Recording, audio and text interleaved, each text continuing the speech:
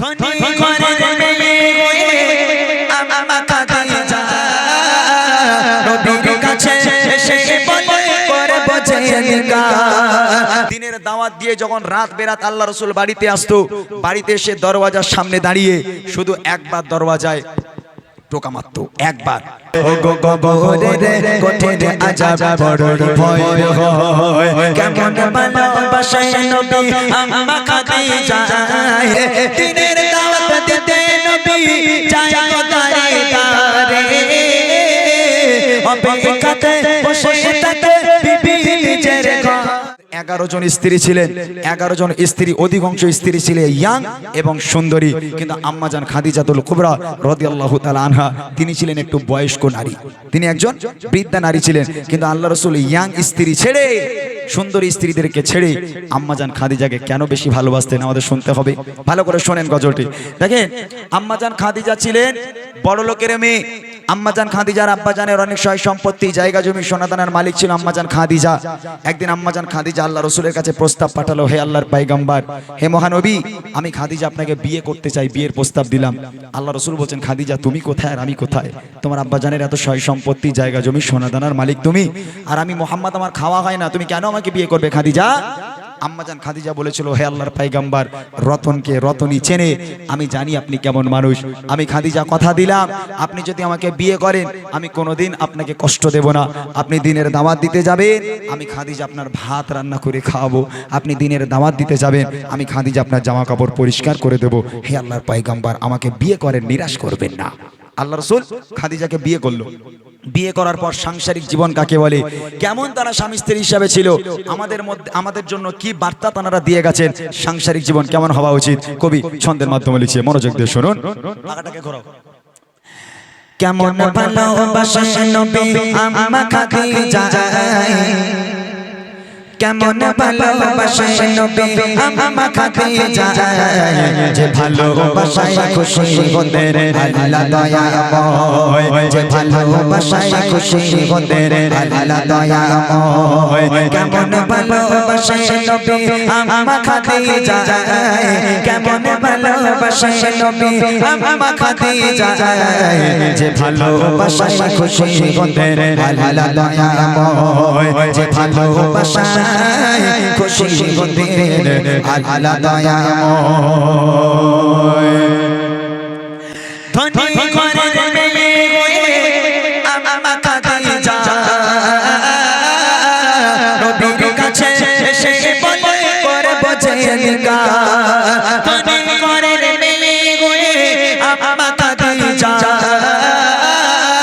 নবীর কাছে এসে বলে করব যে নিকাহ।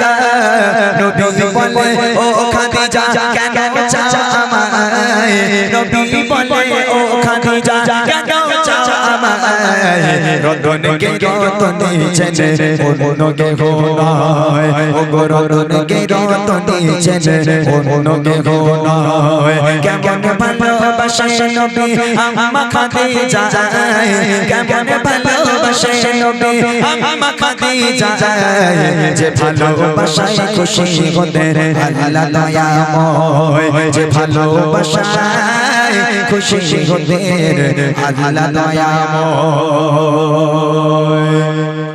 দিনের দাওয়াত দিতে গেলেন নবী, কোনদিন রাত 12টা, কোনদিন রাত 1টা, কোনদিন রাত 2টোর সময় আল্লাহ রাসূল বাড়িতে আসতো। রাত বেরাত আল্লাহ রাসূল বাড়িতে আসতো, চতুর্দিকে ঘুরে ঘুরে ঘুরে ঘুরে ঘুরে ঘুরে দিনের দাওয়াত দিয়ে যখন রাত বেরাত আল্লাহ রাসূল বাড়িতে আসতো, বাড়িতে এসে দরওয়াজার সামনে দাঁড়িয়ে শুধু একবার দরওয়াজায় টোকা মারতো, একবার। রাসূল 12টায় আসুক বাড়ি, 1টায় আসুক আর 2টায় আসুক না কেন, কোনোদিন দুবার টোকা মারার প্রয়োজন পড়েনি। নবী পাক বাড়িতে এলো, একবার টোকা মারতো, সঙ্গে সঙ্গে দরওয়াজা খুলে যেত। আম্মাজান খাদিজার সামনে দাঁড়িয়ে আল্লাহ রাসূল বলছেন, ও খাদিজা তুমি কি সারা রাত ঘুমাও না? বলছে কেন? মানে একবার টোকা মারি সাথে সাথে দরজা খুলে দাও, কেমন করে পারো, তুমি কি ঘুমাও না? আম্মাজান খাদিজা বলেছিল, হে আমার স্বামী, আপনি যখন বাইরে থাকেন আমি খাদিজা ঘুমোতে পারি না, বড় টেনশন হয়, বড় ভয় হয়, না জানি কাফেরেরা আপনার উপর কোনো আক্রমণ করলো কিনা, আপনার কোনো ক্ষতি করে দিল কিনা, এই চিন্তায় আমি খাদিজা সারা রাত ঘুমোতে পারি না। আপনার পথে দরওয়াজার গোড়ায় বসে বসে আপনার ইন্তজার করি, আপনার অপেক্ষা করি। আহা হা, স্বামীর প্রতি কি ভালোবাসা! স্বামী বাড়ি নেই বলে স্ত্রী ঘুমোতে পারে না, দরওয়াজার গোড়ায় বসে আছে আমার স্বামীটা কখন বাড়ি আসবে। আর আঙ্গা ঘরের মায়েরা তারা পারবে বলে মনে হয়। ছেলে যদি 12টার সময় কাজ থেকে বাড়ি যায়, আল্লাহ রসুল একবার টোকা মারতো দরজা খুলে যেত। আচ্ছা আমাদের মনে হয় আমাদের মতো ছেলেরা বাড়ি গিয়ে একবার টোকা মারবে, আমাদের গিন্নি দরজা খুলে দেবে? টোকা মারা দূরের কথা, কিল মেরে ঘুষি মেরে সে ওঠে না, কোনো মতে ঘুম ভাঙে না, শেষে রেগে গিয়ে এক লাথি মেরেছে দরজায়, দরজা মাঝখান থেকে ভেঙে গেল। তারপরেও মায়েদের ঘুম ভাঙে না, সব জান্নাত থেকে ঘুরে বেড়াচ্ছে। উনি সকালবেলা গল্প দেবে, উনি জানিস আমার স্বামী আমাকে কেমন ভালোবাসে, আমার স্বামী আমার সোনার চাঁদ না। উরে বাপরে বাপ, আম্মাজান খাদিজার উপরে সব। কবে লিখছে দেখেন, দিনের দাওয়াত দিতে নবী যায় গো দারে দারে, অপেক্ষাতে বসে থাকে বিবি নিজের ঘরে। দিনের দাওয়াত দিতে নবী যায় গো দারে দারে, অপেক্ষাতে বসে থাকে বিবি নিজের ঘরে। দরজা টোকা দেবার শাসে দরজা খুলে যায়, দরজা টোকা দেবার শাসে দরজা খুলে যায়। বিবি বলে আপনি ছাড়া ঘুম নাহি হয়, গো বিবি বলে আপনি ছাড়া ঘুম নাহি হয়। কেমন ভালোবাসে নবী আম্মা খাদিজা, কেমন ভালোবাসে নবী আম্মা খাদিজা, যে ভালোবাসায় খুশি গোদের আল্লাহ দয়াময়, যে ভালোবাসায় খুশি গোদের আল্লাহ দয়াময়। পরের দিন আবার বাড়ি এলো নবী, আবার দরওয়াজায় টোকা দিল, আবার দরওয়াজা খুলে গেল। আম্মাজান খাদিজা সামনে দাঁড়িয়ে আছে। আল্লাহ রসুল আম্মাজান খাদিজাকে দেখে হাউমাউ করে কেঁদে উঠেছে। কেন জানেন? আল্লাহ রসুল দেখছেন খাদিজা দাঁড়িয়ে আছে, আম্মাজান খাদিজার জামাটা এখান থেকে এমন ভাবে ছিঁড়ে গেছে, ও জামা সেলাইও করা যাবে না, তাবলিও মারা যাবে না। এখন এই দেখে আল্লাহ রসুল হাউমাউ করে কেঁদে উঠেছে। আম্মাজান খাদিজা আল্লাহ রসুলকে জড়িয়ে ধরলো, হে আমার স্বামী, আপনি কাঁদছেন কেন? আমার দ্বারা কি কোনো বেয়াদবি হলো? কষ্ট পেলেন? কাঁদছেন কেন? নবী পাক বলছে, খাদিজা তুমি কোন ঘরের মেয়ে খাদিজা? তোমার আব্বাজানের এত সয় সম্পত্তি, জায়গা জমি, সোনাদানার মালিক তুমি, সব সোনাদানাগুলো এনে আমি নবী আমার রাস্তায় কুরবানি করে দিলে খাদিজা। আজকে তোমার অবস্থা দেখো, তোমার জামাটা এমনভাবে ছিঁড়ে গেছে, আমি তোমার স্বামী হয়ে ও জামা সেলাই করে দিতে পারবো না। ও খাদিজা আমি তোমাকে ভালো রাখতে পারলাম না। আম্মাজান খাদিজা আল্লাহ রসুলকে জড়িয়ে ধরে বলেছিল, হে আমার স্বামী, আমি কোনোদিন আপনার কাছে কষ্ট পাইনি, জীবনে কিচ্ছু চাইনি, তবে 3টে জিনিস চাইবো, দেবেন? আল্লাহ রসুল বলছে, খাদিজা কি চাই বলো?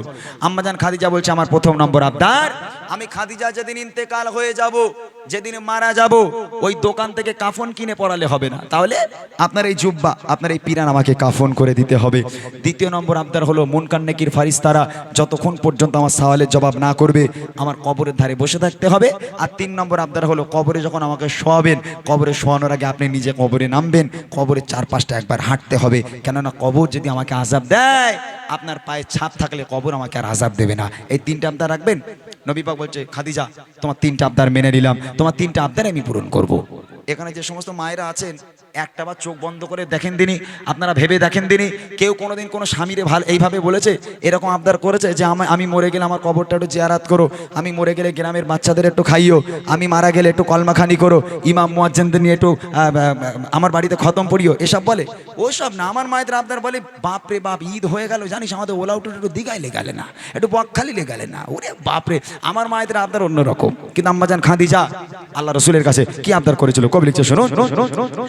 বিবি বলে, ও গো স্বামী, মরণের পরে কবরেতে শোয়াবেন আমার জুব্বা কাফন করে, কবরের চারিপাশে ঘুরবেন কেটে কেটে, কবর যেন রাখি পারে আমায় পিছে দিতে, থাকবে বসে ফারিস্তাদের সওয়ালের সময়, থাকবে বসে ফারিস্তাদের সওয়ালের সময়, কবরের কঠিন আযাব বড়ই ভয় হয়, ও গো কবরের কঠিন আযাব বড়ই ভয় হয়। কেমন ভালোবাসে নবী আম্মা খাদিজা, খাদিজা কেমন ভালোবাসায় নবী আম্মা খাদিজা যে ভালোবাসায় খুশি হতেন আল্লাহ দয়াময় যে ভালোবাসায় খুশি হতেন আল্লাহ দয়াময় ইন্তেকাল হয়ে গেল আম্মাজান খাদিজা মারা গেল প্রথম নম্বর আবদার ছিল জুব্বা দিয়ে কাফন পরাতে হবে আল্লাহ রাসূলের জুব্বা দিয়ে কাফন পরানো হলো দ্বিতীয় নম্বর আবদার করেছিল খাদিজাকে কবরে নামানোর আগে আল্লাহ রাসূলকে কবরে নামতে হবে আল্লাহ রাসূল কবরে নামলো কবরের চারপাশটা একবার হাঁটলো হাঁটার পর এবার আম্মাজান খাদিজাকে কবরে শোয়ানো হলো কবরে শোয়ানোর পর এই মুখটাকে কিবলার দিকে রাখতে হয় পশ্চিম দিকে রাখতে হয় যখন মাইয়াতকে কবরে শোয়ানো হয় মুখটাকে কিবলার দিকে করে দিতে হয় তো আম্মাজান খাদিজাকে কবরের মধ্যে শুইয়ে যতবার আম্মাজান খাদিজার মুখটাকে নিয়ে কিবলার দিকে ঘুরিয়ে দেয় অটোমেটিক খাদিজার মুখ ঘুরে আবার আকাশের দিকে হয়ে যায় আবার একবার চেষ্টা করা হলো আবার একবার আম্মাজান খাদিজার মুখটাকে নিয়ে যেই কিবলার দিকে ঘুরিয়ে দিল আবার এমনি এমনি ঘুরে আসমানের দিকে হয়ে যায় সাহাবারাও পেরেশান আল্লাহ রাসূলও পেরেশান মুখ কেন কিবলার দিকে ঘুরে না আবার একবার ট্রাই করলো তিনবার চেষ্টা করার পর আম্মাজান খাদিজার মুখ কোনো মতে কিবলার দিকে ঘুরে না যতবার ঘুরিয়ে দেয় আকাশের দিকে হয়ে যায় ওই সময় আল্লাহ পাক ডাক দিয়ে বলে আমার বন্ধু চিন্তা করবেন না চিন্তার কোনো কারণ নেই আমি আল্লাহ চাই না খাদিজার মুখটা কিবলার দিকে থাক কেননা খাদিজা দ্বীন ইসলামের জন্য কোরআনের জন্য আমি আল্লাহ আমার জন্য এত কষ্ট করেছে এত রক্ত ঝরিয়েছে নিজেকে এত কুরবানি করেছে আমি আল্লাহ খাদিজার উপর এত খুশি হয়ে গেলাম আমি আল্লাহ চাই না খাদিজার মুখটা কিবলার দিকে থাক আমি আল্লাহ চাই খাদিজার মুখটা সরাসরি আসমানের দিকে হয়ে থাক যাতে করে আমি আল্লাহ আরশে মুআল্লায় বসে বসে আমি আমার খাদিজাকে প্রতিনিয়ত দেখতে পারি বলুন না সুবহানাল্লাহ আহা কি ভালোবাসা আল্লাহ বলছে ওরে দুনিয়ার সব মেয়েদের মুখ কবরের মধ্যে কিবলার দিকে করে দে শুধু খাদিজার মুখটাকে ছেড়ে দে আমি আল্লাহ খাদিজাকে বড্ড বেশি ভালোবাসি আমি আল্লাহ খাদিজার মুখটা আমার দিকে করে নিলাম আমি আরশে মুআল্লায় বসে বসে আমি আল্লাহ আমার খাদিজাকে আমি সব সময় দেখতে থাকবো এই হলো সেই খাদিজা যাকে আল্লাহ রাসূল সবচেয়ে বেশি ভালোবাসতেন এবং আল্লাহ পাক একমাত্র একটাই নারীকে সালাম পাঠিয়েছিল এই হলো সেই খাদিজা আম্মাজান খাদিজার মর্তবা আল্লাহ অনেক দিয়েছে শেষ কথা কবি লিখছে সবাই খাদিজাকে কেবলাতে মুখ করে ততবারে আসমানের ওই দিকে যায় ঘোরে যত সবাই খাদিজাকে কেবলাতে মুখ করে ততবারে আসমানের ওই দিকে যায় ঘোরে আল্লাহ বলে ও গো নবী চিন্তার কিছু নাই আল্লাহ বলে ও গো নবী চিন্তার কিছু নাই খাদিজাকে দেখবো বলে আমি সর্বদা ও গো খাদিজাকে দেখবো বলে আমি সর্বদা কেমন ভালোবাসে নবী আম্মা খাদিজা কেমন ভালোবাসে নবী আম্মা খাদিজা যে ভালোবাসায় খুশি হতেন আল্লাহ দয়াময় যে ভালোবাসায় খুশি হতেন আল্লাহ দয়াময় যে ভালোবাসায় খুশি হতেন আল্লাহ